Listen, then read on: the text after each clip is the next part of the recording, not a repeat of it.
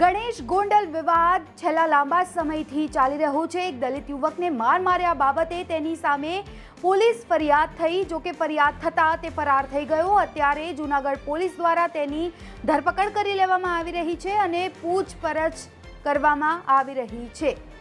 સંજય સોલંકીનું અપહરણ કરીને મૂળ માર માર્યો હતો તેને નોંધનીય છે કે કોંગ્રેસ કાર્યકર્તા સંજય સોલંકીને માર માર્યો હોવાથી તેને હોસ્પિટલમાં પણ રાખવામાં આવ્યો છે।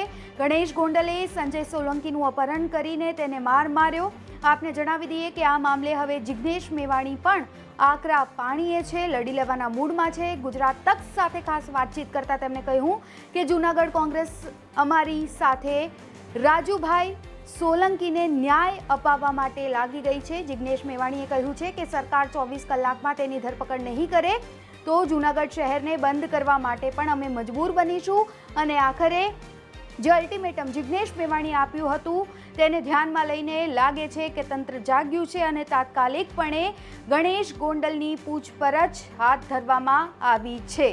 આપને જણાવી દઈએ કે છેલ્લા કેટલાય સમયથી આ વિવાદ ચાલી રહ્યો હતો અને ક્યાં છે ગણેશ ગોંડલ તેને લઈને અનેક સવાલો ઉત્પન્ન થયા હતા અને ચર્ચા ચાલુ હતી કે પોલીસ પણ આંખ આડા કાન કરી રહી છે ગણેશ જાડેજાને પકડવા માટે, કારણ કે બાહુબલી નેતા તરીકે તેઓ છબી ધરાવે છે અને આ સાથે જ તેમના માતા પિતાનો ઇતિહાસ પણ ખાસ રાજનીતિ સાથે સંકળાયેલો છે અને એટલા માટે જ એવું કહેવામાં આવી રહ્યું હતું કે પોલીસ એટલા માટે ડરી રહી છે અને આંખ આડા કાન કરી રહી છે, પરંતુ અંતે હવે તંત્ર જાગ્યું છે અને તાત્કાલિકપણે પગલાં લેવામાં આવ્યા છે, કારણ કે છેલ્લા કેટલાય દિવસથી દલિત સમાજે અલ્ટિમેટમ આપી દીધું હતું કે તમે પગલાં નહીં લો તો ગુરુવાર સુધી અમે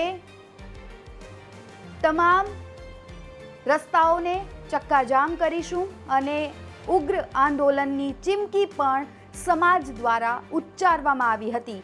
તેને જોતા જ હવે એવું લાગી રહ્યું છે કે તાત્કાલિકપણે પગલાં લેવામાં આવ્યા છે અને ન્યાય તમામને એક જેવો એક સરખો મળે તેવી માંગ, કારણ કે જો ગુનો કર્યો હોય તો તાત્કાલિકપણે તેને એ આરોપીને સજા મળવી જોઈએ અને ન્યાયના મંદિરમાં ન્યાય મળે જ છે તેવી વાતો હવે એવું લાગે છે કે કદાચ સાચી થઈ રહી છે।